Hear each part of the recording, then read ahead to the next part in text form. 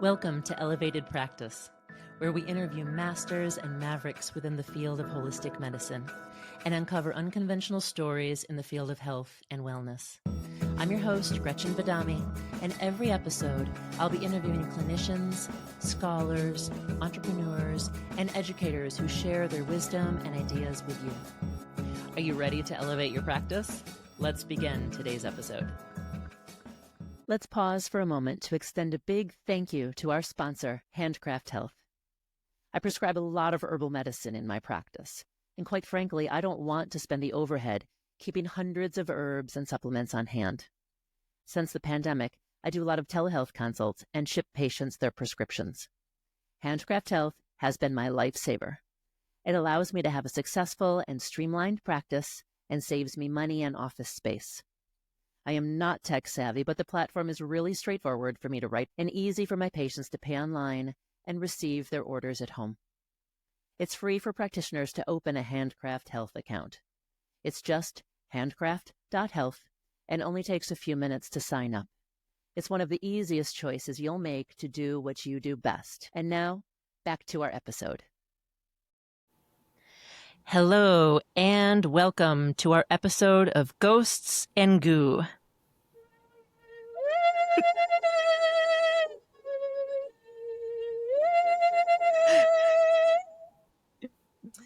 I am thrilled and honored to welcome back my colleague and teacher, Dr. Lorraine Wilcox.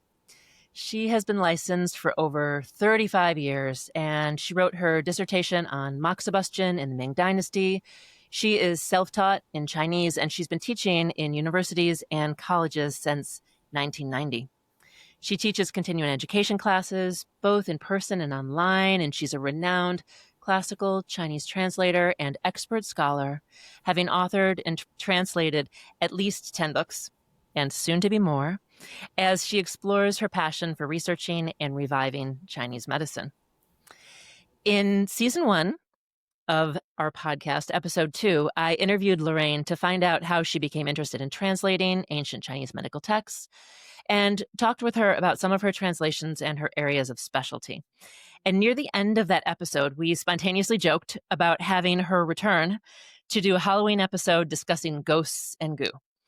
And later on, I thought more about that and thought it would be fun and timely to explore some of the historical textual roots of East Asian medicine from a time when in China, the cultural filial piety and the belief in ghosts and spirits and the unknown was conceptualized to have an influence on people's physical and mental health. So today, Lorraine is going to teach us all about that and also discuss the relevance of these understandings to the historical medicine. So thank you, Lorraine, for indulging me on this topic and the timeliness of this interview. It's going to be fun, Gretchen. Thank you so much. Okay. So to get started, I was wondering if you could give us a little bit of historical understanding to situate the information we're going to talk about today. I would love it if you could educate both our listeners and myself on some of the historical roots of the ideas of ghosts and goo. I just was thinking all the way back to the Shang Empire, 1800 years, BCE, when they incorporated a lot of ideas of ancestors and demons and disease being curses from ancestors. But can you flush a little bit of that out and then bring us to the era we're going to talk about, which is around 200 CE in the post-Han era? So the Shang dynasty is like the earliest. Well, there's a kind of legendary dynasty before that, the Xia dynasty. But the Shang dynasty, we have a lot of evidence because they found oracle bones that came from this time period. And once they figured out the writing and how to read it, then we had a lot of information about the Shang dynasty. And their religion was ancestor worship, if that's what you want to call it. They felt that, at least the nobles felt that stuff happened because the ancestors were either blessing them or unhappy with them. And at that time, disease was looked at as a curse by the ancestors, but so is famine or floods or crop failure or, any disaster. The oracle bones are really interesting. One of the things we're going to talk about, Gu, that character occurs in the oracle bones, although it's not exactly clear what it meant at that time, if it means the same thing as it developed over periods of time. So back then, all medicine was ancestral medicine. If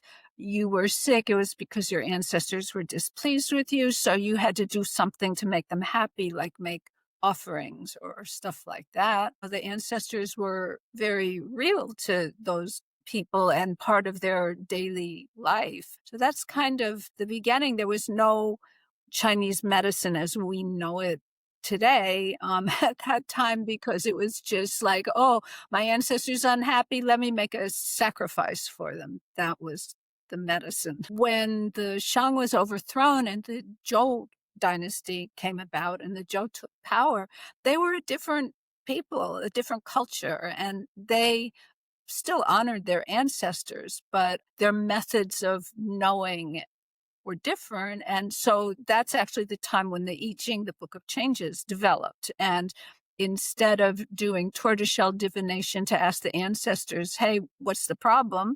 They used yarrow stalks, stalks of a certain plant, to do a calculation to come up with an answer in early versions of the I Ching. Over this whole period of time of the Zhou dynasty, little by little, medicine started to develop to become a more natural thing. So, yin-yang theory, five-element theory developed, but everybody still believed in what we would call supernatural influences. So there were still worries about ghosts and demons and still the influence of the ancestors, but it just wasn't the primary thing anymore. And Gu, some of the old history books about that period of the Zhou dynasty talk about Gu.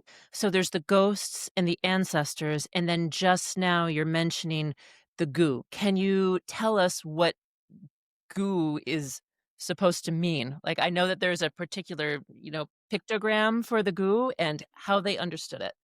So Gu is, just in case you're wondering, is spelled Gu in English, and it doesn't really have a translation, so we're just going to call it Gu. And the character itself, which was in the oracle bones, is a picture of a dish, and inside of it are 3 chong. And so we have to discuss chong. Maybe I'll use bugs as a translation, but chong is any creepy crawly thing. So it includes bugs, both in the sense of insects, but also just like today, if you're getting sick, oh, I think I caught a bug. It doesn't have to be a visible insect. It can include snakes and toads and scorpions and just any creepy crawly thing, and including some supernatural creepy crawly things. So there are 3 insects in a dish, and apparently in the oracle bones, it could mean snake soup, because, 3 snakes in a dish, that you can make soup, but it also seemed to include some kind of disease thing at other times. And in the Zhou dynasties, there's a story where some noble guy calls a doctor in, and the doctor says, oh, I'm sorry, you've got Gu. And he says, like, what? And the doctor says, you've been too close to the women's quarters, meaning sex. Mm. But he says, it's beyond, it can't be treated, it can't be cured, you're going to die. And Wow. So one of these really early references that's not from the oracle bones, it has to do with women. And there is an association with women because, they like to blame everything on us, don't they? Right. It's like the guy can't keep it in his pants, but he's blaming the woman. So anyway. This is actually very interesting. We still have a lot more fleshing out to do of these ideas, but do you think that having that relationship with women and then having sex had something to do with women being impure and the blood aspect and them associating that with disease or like STDs? Is that something that would have been considered like Gu? there's not enough information, or at least I haven't read enough to really kind of answer that. It doesn't seem to have to do with menstrual blood. So, Okay. I was talking about, so what is goo? So that's really early stuff about goo, but also another diverging idea of goo is that, remember, it's three insects in a dish. And there's this idea that somebody who wanted to do bad magic, evil magic, would get a whole bunch of chong, which could include snakes and toads and scorpions and bugs and toxic living things. Put them in a dish, seal them up, and let them all fight each other. And after a certain period of time, they'd open it up, and one would survive, like last chance standing, right? And then somehow they'd make that into some kind of poison. And then if that was put in your food, you would be under the power of the person who made it. And you would probably die. And some people would die very quickly, and some people would take months or years of suffering. But somehow, when that person died, all their possessions would go to the goo master. And so that's the main idea of goo in later times, but that's rooted back in this time. And it was mostly women who were doing this to men because so I'm getting ahead of myself, but like in the Ming Dynasty, there are all of these warnings. If you're a northern person, and by that they mean man, and you are sent to the south because you're a merchant or you're a government official that's been sent to the south, there are all these other ethnic groups in the south that they were afraid of because of uprisings and because they might have weird practices and stuff like that. There are also a lot of weird diseases in the South because it's hot and humid. And so there's malaria, but there's like a whole bunch of other kind of weird diseases. So if you're a northern person, meaning a man, and you go to the South, be careful of these women, because these women are going to start a relationship with you, and then they're going to poison you with goo. And the story is, so this guy has come to me and he's like sweet talking me and telling me, oh, I'm going to marry you, but I have to go back and take care of business and then I'll come back and marry you. So she feeds him some goo, which he doesn't know. And then when he's about to leave, she says, you know what? If you come back within 6 months, I have the antidote. If you don't come back in 6 months, you're going to suffer and you're going to die. And so I think, there may not have been like a lot of goo going on, but this was a way these women could scare the men who were lying to them to get some revenge on them. And then they were so scared of it because it was really a thing that people believed. And I'm not saying it didn't exist. I don't know if it existed or didn't exist, but these guys were really afraid of it. So again, they're blaming the women, but I can see it from the woman's point of view. Like, this guy comes in and sweet talks me, and now he's just going to leave me, maybe I'm pregnant. We have so many examples throughout history where, number one, men were afraid of women and accused them of being witches or sorceresses. I think the understated power, which women have had in many ways, was frightening to men. But then also, as you said, given their lower status, the women had to do whatever they could to actually scare the men into behaving. That's fascinating. I'm going to get right back to ghosts and goo in just a second, but do you think that there also could have been a bacterial component? I'm thinking about our understanding of goo now, and like, were they really festering in something that was maybe bacteria and actually poisoning people? Is there any evidence of that? So what a lot of people think is that people used to have intestinal parasites, which are also called chong. Okay. And apparently when somebody dies, this is kind of gross, but when somebody dies, they start coming out of various orifices because they have no more business in a dead host. And then it's like so creepy that people couldn't imagine it was like a natural thing and wanted to blame someone. And so Yeah. some of this could be parasites for no other reason than they ate meat that wasn't properly cooked or whatever. That's what some of this could be, and they just had to blame it on something. It's creepy. It's, weird. It's gross. It's like, yeah. So Yeah. that's part of what people think, is that it was an explanation for certain types of parasitic infections where there were visible worms and stuff. Yes. Um, it is possible that people tried to practice it. Was it effective? I don't know. In all my medicine making stuff, that's not one I've ever tried. Maybe that should be your next book. Tend to be, I'm not vegetarian with my food, but like I prefer plant herbs. Besides, I don't have any guy want to come back to me. I'm done with that You aspect of you my never life. know, Yeah, yeah. Wow, so this was some of the understanding of goo. Before we get into some more of the things that the texts say and some of the ideas about how this was addressed and treated, I wanna ask you, so when we have the idea of ghosts and goo, and ghosts and this idea of ancestors, demons, divination, did this came from what we now call Taoist aspects as well? This was incorporated into that aspect of spiritual practice or no? Think ghosts and goo were stuff that like everybody worried about. The more Confucian you are, the less you're going to pay attention to ghosts and spirits. Mm, Confucius said, respect ghosts and spirits, but keep a distance from them. But that doesn't mean that people didn't believe, but they probably weren't going to practice anything or go to a medium or stuff like that if they were purely Confucian. But it's a false dichotomy to say Taoist or Confucian, because first off, people practice aspects of both. And secondly, there's lots of folk religion and local yeah. religions and local cults. And so I think this was all throughout, and even Confucians, some of them wrote about it. Like Zhang Jibin, a famous Ming Dynasty doctor, was not really very Taoist. He was much more Confucian leaning, but he wrote huge section on goo and mentioned ghosts and stuff like that. I do want to say not all the doctors believed in this stuff, first off.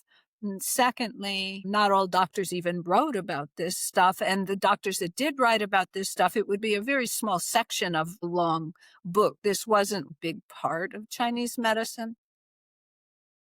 Say you have a patient who has what you would diagnose as either a ghost or a goo. Would the type of doctor who treated it be different depending on whether they thought it was a ghost or a goo? Would it be a different person who would treat one versus the other? People might have their specialties, but also people might go to a doctor and a shaman and some other kind of priest and some granny who's got a reputation for being able to deal with it. So it's not like they went to one person necessarily. If they Ah. had a problem and it wasn't getting fixed, they might not even go to a doctor at all. They might go to a Taoist priest. And if it was a Taoist priest and it was a ghost, let's say, what sort of treatment would they prescribe? Would they give an incantation or would they give medicine or what would they do to the person Different if they had a ghost? Different things. So first off, ghosts are considered very yin. They're from the yin realms. They don't like yang. They don't like brightness. They don't like daytime. They don't like clarity. They don't like warmth. And one thing as a general principle is use yang to kind of banish them, whether that's very yang herbs or whether that's like, oh, you live in such a dark, dingy, damp place. You need to move to a place that, has better characteristics. Yeah. They definitely might use incantations and talismans, which can be written and then burnt and then mixed with water and the person drinks it, or it could be pasted over their door, over their bed, or it could be folded into a little thing and worn on their body. Taoist priests or a shaman might in the air draw a talisman over a person or draw it on their body without ink, but just with their hands while chanting an incantation. Another thing that starts to happen in the Jin and Yuan dynasties is that I've got some translations from a Dr. Zhang Zihe, and people are saying, oh, this person has a ghost. And he's saying, no, they don't. They have phlegm. And phlegm is a yin substance. And Ah, we know, we've studied Chinese medicine, that when phlegm affects the heart, it makes confusion, delusions, hallucinations. And today we talk about that as mental illness. And so imagine a schizophrenic who's hearing voices, they're going to think that person is talking to a ghost when it's really, for us, voices in their head. But again, in Chinese medicine, that's phlegm, a really yin substance. Another thing is to drastically do things to get rid of phlegm. Like back then, they made people vomit a lot and stuff like that mm. to get the phlegm out. So this is the Jin and the Yuan dynasties. What time period would this be where they started to think, oh, maybe it's not a ghost. Maybe we have a descriptor for this that is something not demonic. So this is as far as my research has gone. There could be earlier stuff that I haven't encountered, but this is about 900 years ago. The Jin and the Song dynasty happened at the same time. This Jin was in the north and the Song was in the south. So they were starting to then have an understanding and say, this is something that we can actually treat. And around this time, there are books where they have herbs that they're saying we can treat these sorts of things. We might not be able to treat a ghost with herbs, but we could treat a phlegm with herbs. So they're giving it a new name and then saying they can treat it. Yeah, Zhang Zihe is really funny. He's like a disruptor. He goes in, he's not afraid to break things, and he's just got a really interesting personality. There's one case I've translated where he literally, somebody says, oh, this person has a ghost, and he says, ghosts, my ass. I mean, he really uses the word for a donkey, you know? Yeah. Right. He's saying that's a lot of BS. And then he, of course, makes them vomit a bunch because that's what he was into. Right, right. Get out the phlegm with an emetic, right? So, Yeah. okay. Yeah. So if it was a ghost, at some point they started saying, okay, well, it used to be talismans, it used to be incantations. Now maybe we can use some herbs. I also was thinking, I was actually this morning, I was looking at Nigel Weissman's book, Grasping the Wind. There's like 28 different points that have not their main names that we use now, but alternate names that have ghost, like Gui in the name. Is that also coming from a time when they still believe that either by needling or probably, I'm assuming more likely bleeding, these points that they could let out the spirit or the demon? Do you know anything about the names as well? So first off, moxa is a big thing because remember we're adding yang. Yeah. Okay. Okay. Got it. And then there's Sun Tzu Miao's so-called 13 ghost points, but Yeah. actually in Chen Jinfang, Sun Tzu Miao attributed them to Bian Cui, a much earlier legendary doctor. So even though we call them Sun Tzu Miao's ghost points, he called them Bian Cui's ghost points. So all of those 13 points have their usual name in acupuncture, but they also have an alternate name that has ghost in the name. Mm. And so that accounts for about half. And, there's some other points. Usually for many of these points, you would do moxa on them. There's like the hand ghost crying point, which is basically lung 11.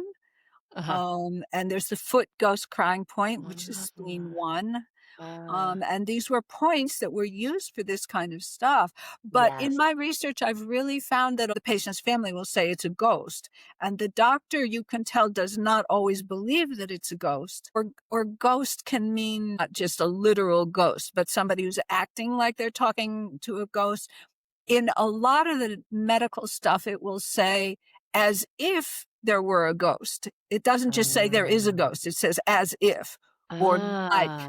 a Okay. ghost. So you can tell that the doctor has a certain amount of skepticism. They may still believe that some cases are ghosts, but you could still tell that some of the things other people are saying ghosts, they're saying it's like a ghost. And, Ah. it might be today's mental illness, but there are Yeah. also times when there's some weird disease with very strange symptoms that they attribute to ghosts, even if it's not necessarily mental illness. Okay. What would some examples of those be? Oh, like a wasting condition, even things like tuberculosis had some Mm. supernatural attachments to it by some people. Some things like viruses or Yeah. bacteria, like things that they didn't have an explanation for how the person acquired it, so they would say it was a ghost? That could be part of it, but there are lots of things like common cold and flu that we say are virus, and they didn't attribute those to ghosts. So it's Okay. not like all virus or all bacteria are ghosts. There is a word that basically means an invisible insect, so it's almost like a mythical thing, and that was sometimes used in relation to tuberculosis. They knew that if one person in the family got it, often a bunch of people would eventually get it and it would wipe out the whole family, and they explained that by an invisible bug thing sometimes. I'm not saying all the time, but in some books they talk about this invisible bug, which to us Uh, would be a germ of some yeah. sort. So at some point, the idea of the ghosts started to become supplanted by the idea of either we have an explanation for this and it's an external invasion or it's one of the pathogenic factors, or the idea of goo, which is okay, we still don't have an explanation. We don't know what it is, but it's of a physical origin and it's not an ancestor or a ghost or a demon. Is that So the problem with that thinking is it's not that people stopped believing the first stuff. yeah. It's just that now they're alternate theories. So doctors are going to focus on the more tangible medical things that can be done because Yeah. that's what doctors do. But in folk beliefs, people today, even in the West, believe in ghosts and that ghosts can possess or haunt somebody. And it it didn't replace the earlier theories, but it became more prevalent to look at things as more medical. Well, and certainly we still have this in this day and age if which someone needs to go see a psychologist or a therapist because they need to deal with something that's more ephemeral and emotional in nature versus going to their doctor for something that so now that we're talking about what different types of disorders someone might have or how they would diagnose these, I'm interested in how they would treat the goo and how the books describe the goo and what sort of problems would be associated with goo because that's what we can really Yeah. treat. We can't necessarily treat a ghost at this point, but we might still be seeing goo, right? I mean, I think we could treat somebody who believed they had ghost possession. I don't know if we could treat them 100% successfully, but we still could treat any of this. There are treatments for it. But as far as goo goes, there was a lot of emphasis on preventing goo.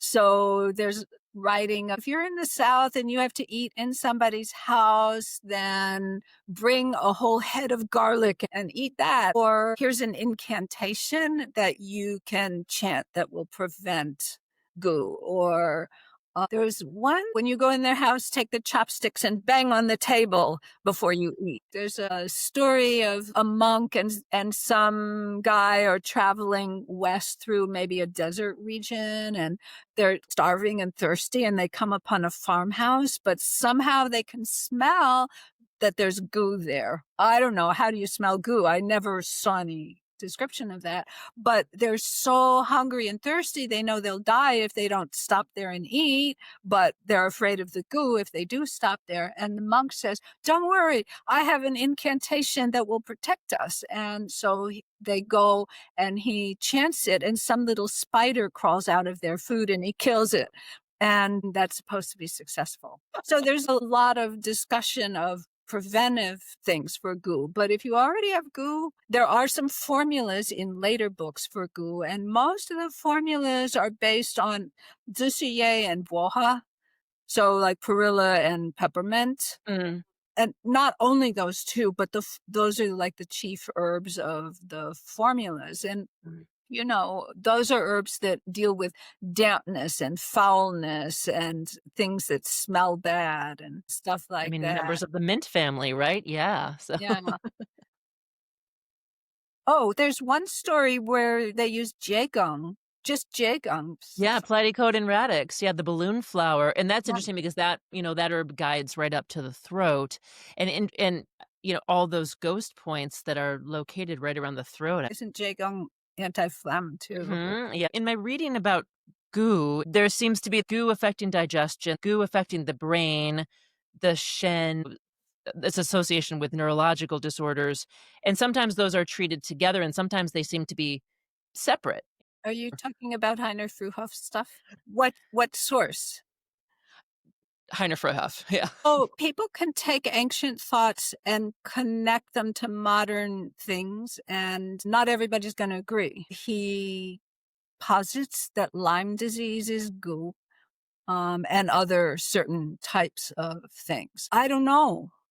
Maybe, maybe not, but he's doing stuff with it that isn't historically there. I'm not saying it's wrong because we take a lot of things from past and we update them for modern times. So I'm not saying he's wrong, but I can't address that because I'm more about the historical stuff. Yeah. So this is interesting. So it's not in the text in that way. Let's pause for a moment to extend a big thank you to our sponsor, Handcraft Health.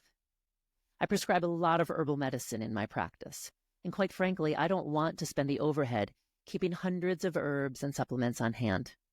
Since the pandemic, I do a lot of telehealth consults and ship patients their prescriptions. Handcraft Health has been my lifesaver. It allows me to have a successful and streamlined practice and saves me money and office space. I am not tech savvy, but the platform is really straightforward for me to write and easy for my patients to pay online and receive their orders at home. It's free for practitioners to open a Handcraft Health account. It's just handcraft.health and only takes a few minutes to sign up. It's one of the easiest choices you'll make to do what you do best. And now, back to our episode. It's been interpreted by this individual, but like what is in the text you're saying is either different or more simple. It's just not there in that fashion in the historical text.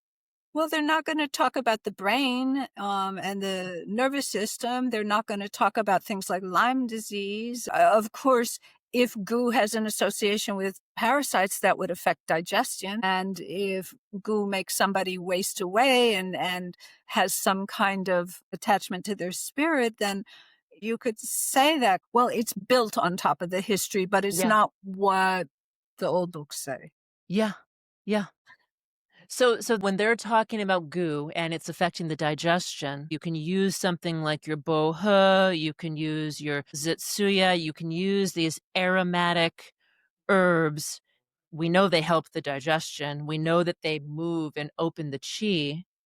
And then is that their treatment? Do they say other things in the textbooks? Do they make formulas at that point, or are they just saying here's a couple of herbs you could use? In the Ming and Qing dynasty, there's formulas. One of my books, Raising the Dead and Returning Life, that book has like quite a bit about goo, and it has 4 formulas that are based on bohe and zishiye. That's like a good source for that combination and those kind of formulas. And it has 4 different formulas because they're different configurations, but then there are also other formulas for other types of goo. So Mhm. it really has a pretty large section on goo and the formulas to treat it. But of course, we still have to diagnose something as goo and decide that it's goo and then use those formulas and see if they work. I'm sure there's other stuff translated. Unschild talked about it in one of his really early books on the history of medicine, but Unschild has the ability to turn wine into water. It's like a really interesting topic, and you can make it so academically boring, right? I mean, yeah, he's a great scholar, but that book is also a long time ago, and a lot of things have been thought to be different than they were thought in the time. I mean, that book is probably 40 years old. I don't know. Yeah. And a Yeah. lot of academia has been done since then. In some of these old texts where they're first talking about goo and how to treat it, do they ever combine the goo diagnosis with others? Do they just say, oh, we don't know what this is, we're going to call it goo? Or do they ever say, is there some point where they're making a zong fu diagnosis, like this person has spleen qi deficiency and this is why they No. have gotten goo? No? I think if you have goo, you have to deal with that before you can deal with anything else. Okay. Because it's got these powers. But here's something. So the word gu is used actually in much later texts not to mean that thing with the worms and chong and stuff like that. There's a word that's pronounced identically, which means drum, a drum like you're beating a drum. And so there's something called drum distension, which is guzhang, but that gu is pronounced exactly the same way. And sometimes in Chinese, then they write this other gu to mean drum distension, which is like, the abdomen is so big and swollen and veins are sticking out and it's probably like liver failure or cirrhosis, or it's a serious thing when that happens. But sometimes they use those words interchangeably, and that has nothing to do with the insect thing. But what it has to do with is that if you had parasites, you'd also get like a big swollen belly and skinny limbs. It's not just like a large person who has a big belly and big arms, but generally they're skinny, except their abdomen is really protruding. And so that's often what we would call today ascites. So gu now has transformed into this drum distension because it's big and round, and if you flick it, it makes a sound like a drum, right? It got cleaned up to be like a purely medical thing. With some of the same underlying pathomechanisms where the person is wasting away and deficient, but they have this huge excess pathological conglomeration, whether it's fluid or water or phlegm or bugs that's so that's those killing them, basically. became conflated. Yeah. And what time period was that this was happening? I don't know how early they first talked about drum distension, but I know in the Ming and Qing dynasty, they started using, the two gu interchangeably for that. While at the same time, some books would still talk about the older meaning of gu, like the poisoning by women that you messed with and you shouldn't have messed with. I love that. That's my favorite thing about this talk today is learning about that. When we have doctors who are either treating ghosts or now we're talking about gu and giving it more diagnostic physical terminology. Were doctors at this time still interested in other metaphysical ideas, whether it's astrology or feng shui or other things that we might call a replacement of ghosts, but still paranormal or metaphysical? So ancient people use the calendar a lot to make predictions or to figure out, is this a good day to do this or do that? So there's a lot of calendar arts that are in older medical books that mostly we don't use today. Maybe you're familiar with selecting a point based on the time and date, which one type is called zuoluju. So that's like calendar arts without necessarily being overly metaphysical. And day selection, picking a good day to have a treatment or a day when you should avoid treatment and stuff like that. What else did they have? They used the theory of I Ching, but as far as I've ever found, and I've searched through so many books, there's this webpage called Jicheng, which has hundreds and hundreds and hundreds of medical texts in Chinese, historical texts, and you can search it for terms. So I've searched it for terms that relate to divination, and you don't find ancient doctors like using the I Ching to make predictions, but you find them using change theory, the theories of the I Ching to explain relationships. Maybe you've heard heart and kidneys not communicating it's usually described as that fire trigram Li is above and water trigram Kan is below, because fire moves up and water moves down and they don't interact with each other. So that's the type of way they used change theory, not to do predictions. There are some incantations for mental illness, which is hard to treat east or west, and for strange diseases that are having a hard time healing. Yeah, so they used a number of things, but, then there's the ghost possession thing, which, like I said, patients might believe they were possessed by a ghost, but the doctor may or may not have believed that. Oh, there's a particular disease category which might interest you, which is dreaming of intercourse with ghosts. Oh, that might be the best thing I've heard of today. Tell me more. So it can basically happen to men or women. Okay. Obviously it's having sex dreams. So it would involve seminal emission for people who have penises. Um, Mhm. but it would be maybe a regular chronic thing. And for women, I don't think they thought women should have sex dreams. Probably not. But women do, let me tell you. Um, yeah. They would be very afraid of those women who were having sex dreams. They would be fearful of them.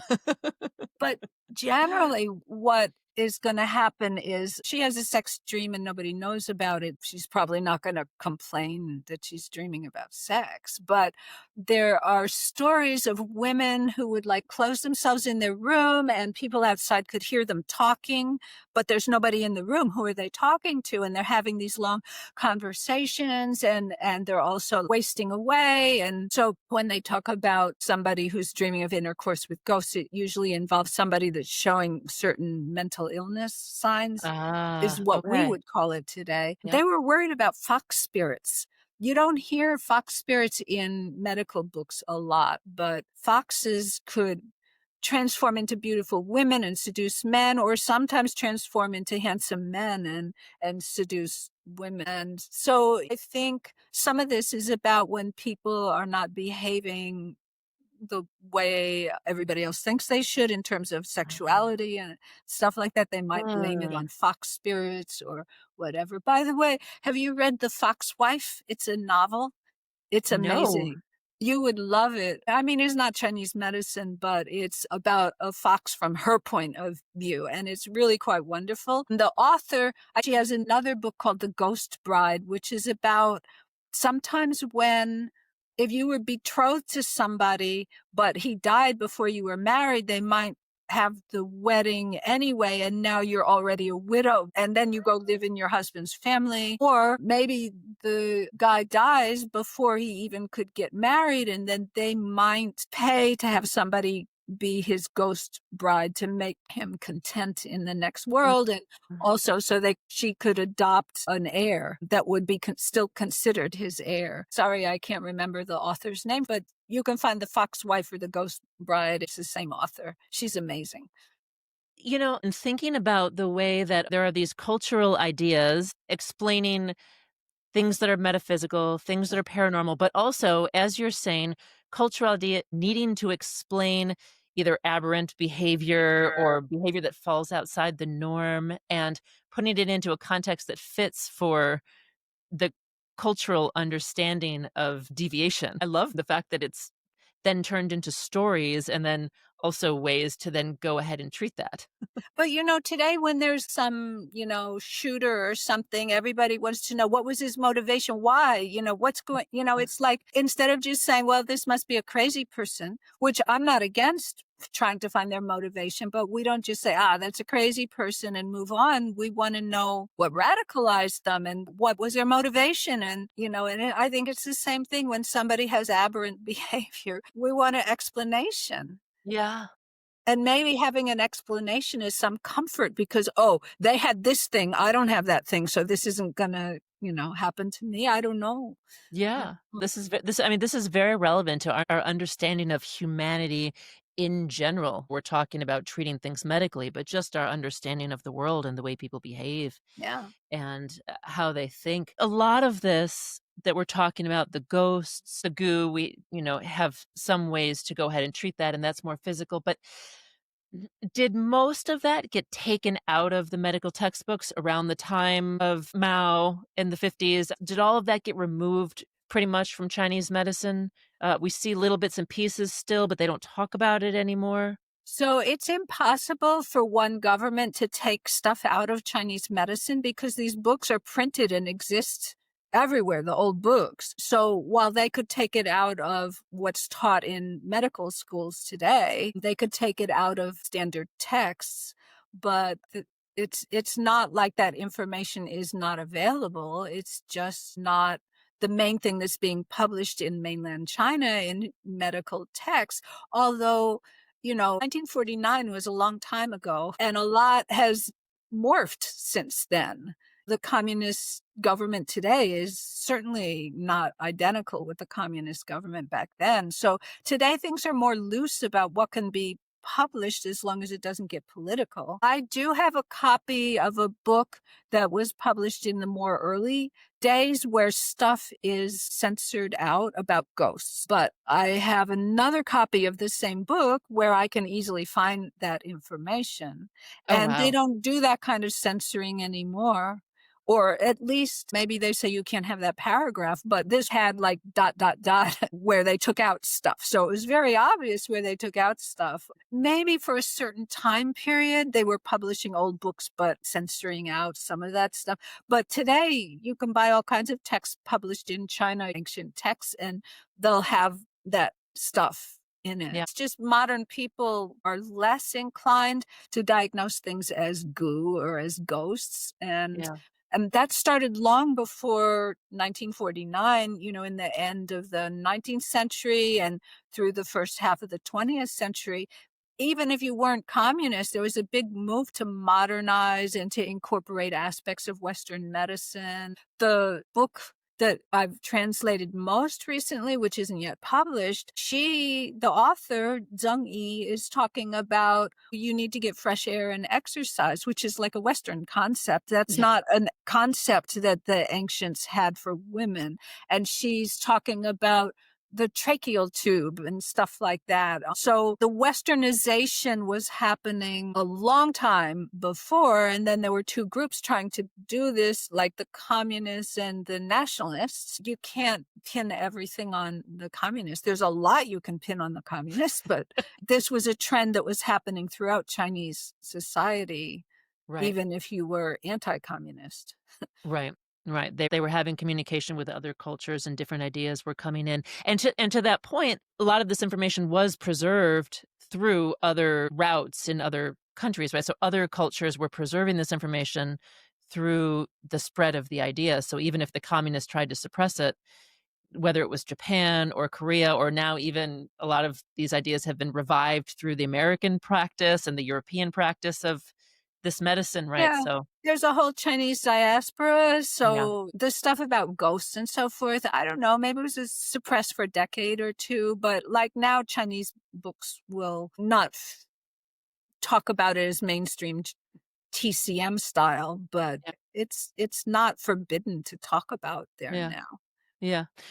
In your opinion, now that we're here in the 21st century, modern era practitioners, and we know about all these ideas and we know their historical roots, and then, now we're dealing with so many things in our modern world. Do you think it serves us to translate these ideas into modern terms, or do you think that there is benefit to keeping the original terms and ideas? Like, how should we view these ideas at this point, in your opinion? I would say if somebody is treating a lot of really difficult diseases or a lot of mental illness, that going back through this kind of stuff can give you clues, but you have to have a treatment that modern people will accept, and you have to have a treatment that has some chance of having success. So some of it is just interesting because it's interesting, but not necessarily something we could use to. But as a translator, my job is not to just make it relevant for the person. My job is to transmit what the author said, and then I can write some commentary on it, or you can draw your own conclusions on it. But I don't picture my job as being interpreting it completely for the modern practitioner. I mean, I don't want to forget practitioners and make it like irrelevant to them, but like somebody else has to data mine my work in Yeah. order to find the relevancy for practice. I do think that you can find treasures in there, but you also have to wade through some stuff. Yep. And then the modern practitioner can always try those things and see what works. Well, I know that a lot of your scholarship and the research for your scholarship throughout the years has included trying out things, making a lot of these old formulas and a lot of the topicals and the balms, and seeing really how did they do it, and authenticating the ancient recipes. After this episode, I think you really should try that one of getting the what is it, the bugs in the jar and having them duke it out to see who becomes the master bug in the petri dish. Nah, nah. No. I'm not going to set up a bug fight. I mean, you could be the first modern person to do this. No. And there may be people who are doing it in China. So, Okay. You had mentioned that you have 1 or 2 new books coming out. Would oh, you like to tell our listeners so we can anticipate them and look for them when they're ready? thank you. So, some of you may know I translated Tan Yun-shen's book that was in 10 years ago in 2015. She was a woman doctor who published in 1511 a book of case studies that was almost lost. But now it's found and translated. And then I don't know why 10 years went by in between, but last year, 2024, I guess, I came across, there's a woman doctor named Gu Dehua who wrote in the middle of the 1800s. So mid 19th century woman who also wrote a bunch of cases, and her cases were hand copied and passed around. And actually, there's like a bunch of different versions. There's like a 1-volume version and a 4-volume version and a 6-volume version. And there were only hand copied manuscripts, but it might have been 1936. Somebody published the 1-volume version in a collection of rare texts. And so I translated that and did a bunch of research into her. And she lived in the Jiangnan region, which is south, in the region where Wenbing theory came about. Oh. And she was really involved in Wenbing, and she was treating serious cases and using warm disease theory for epidemic diseases. And there are all kinds of other things. She treated insomnia or pain or vomiting or gynecology, but there's some really interesting Wenbing cases as well. And so she might discuss theory within a case, but it's not like a theory book. And that should be out before the end of the year. It's at the printer, but things take so long. Oh, I'm so excited about that. That's called Medical Cases from the Flower Charm Studio, because Okay. the place she wrote, she called the Flower Charm Studio. And was she I know when you translated the miscellaneous records of the female doctor with Tan Yun-shan, there was a question as to whether she only treated women and if she treated people within the family or whether she treated the whole town or village. Do you know with this doctor that you just recently translated what kind of a doctor she was? Oh, sorry. I thought I had. So Tan Yun-shen only treated women as far as I can tell, or maybe some children that might have been male, or maybe if there was an emergency, but she didn't write about that. This woman, Gu Dehua, in the 1-volume thing, it seems like they're all women. You know, there's like gynecology cases, and there's nothing that makes you think one of them is a man, but some of them could be men. But there's a 4-volume and a 6-volume. Some she did treat men. Mostly she treated women, but she did treat men. And apparently she treated some important person's wife and had like a pretty miraculous cure. And then all of these people started wanting to come to her, including men. But the 1-volume thing is edited by this person who put the collection together, and you can definitely see some stylistic differences between that and the longer versions. He seemed to edit out more of the personal information that's included. Like in the longer versions, it'll say the surname and the street that they lived on, and this is all cut out of the 1-volume thing, which is what I translated. She probably mostly treated women, but also treated men. And then there's a more recent woman who published in 1907. Her name is Zheng Yi, and I've translated that, but it still has to go through the editing process and eventually be printed. Hopefully next year it will come out. And she wrote a book, but that book is not a case study book like the other two. It's like how do you treat this? How do you treat that? How do you treat the next thing? And 1-volume of it is on Wenbing. Again, she saw a lot of epidemics. And then the other volume has miscellaneous diseases like, insomnia and so forth. And then a section on gynecology, and then a section on pediatrics, and then a section on mostly dermatology. And she makes it seem like she only treated family members, but I don't think that's the case. I think she's weird. She's kind of a feminist because she thinks women are equal to men, but she thinks there should be like a gender apartheid and that women should still stay home and men go out. And so she didn't talk about treating any men except her husband and her son. But it's not case studies. I don't know who her clients are, but I think she probably treated a certain amount of men. Yeah. I think I said this the last time that we did an interview, but I just wanted to, again, thank you for bringing these words of women doctors, educated women, women who were out there helping people, curing people. They've been silent for so long. And within our medicine, we've had so few women's voices. So it's very important work that you're doing. And I know that myself, but m- we all appreciate it very, very much. Thank you. Thank you.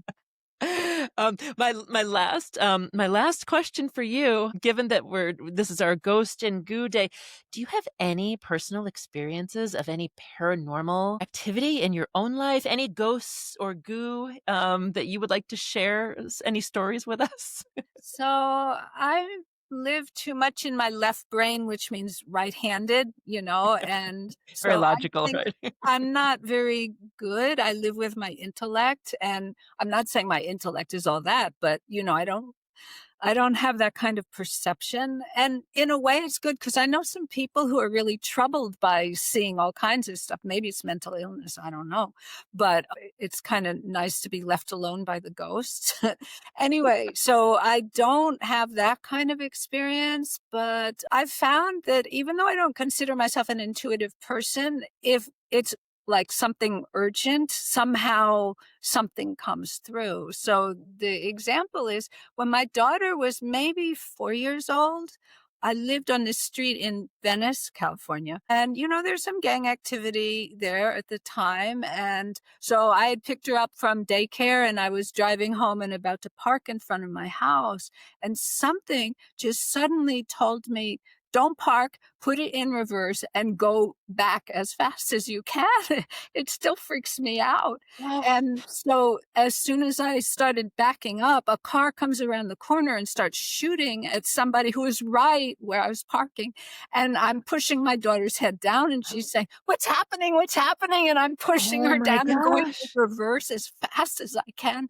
But how would I have known it was around the corner. It was not visible. How did I know? Wow. So, Wow. I thank the deities or whatever. Oh my gosh. Well, geez, that's the best kind of ghost or paranormal activity. It was helpful to you, and Someone was protecting me. yeah, it was protecting you. That's Uh, amazing. I was just shaking. Oh, wow. Wow. Thank you for sharing that. Yeah, I think we all have to remain open to the idea that while spooky ghosts probably aren't around every corner impacting our daily life, there's always the possibility that there are connections and there are other dimensions and there's something out there. Who knows? I'm agnostic about all of it. I don't disbelieve, but I don't really believe either. Yeah, yeah. But Well, at least this time of year for this Halloween episode that we're doing, we got to discuss some of the historical foundations for understandings of ghosts and goo. Hang on, let me play my one more time.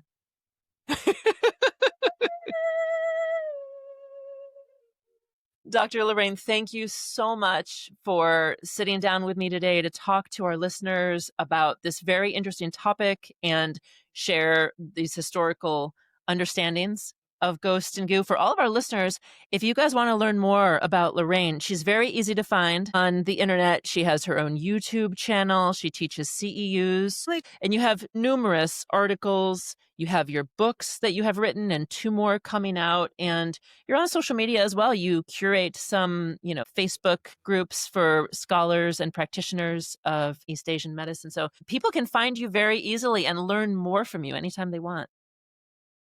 thank you. Thank you. Thank you so much for being here. I appreciate you always, and we'll continue to have you come back here and talk about more interesting It topics in was the future. fun. Thank you. Thank you, everyone, for listening today. That's all for today's episode of Elevated Practice. I'd like to express my gratitude to our guests today and always for sharing their wisdom with all our listeners. I hope you were able to take away some insights, practical knowledge, or inspirational ideas that you can apply right away to elevate your own practice. You can find us on Spotify, Apple Podcasts, and YouTube. Don't forget to subscribe and tell your friends and colleagues about Elevated Practice. If you have an idea for an episode or a recommendation for a guest, please respond in the comments or message me, Gretchen Badami, directly through social media. Thank you, and I can't wait for you to hear our next episode.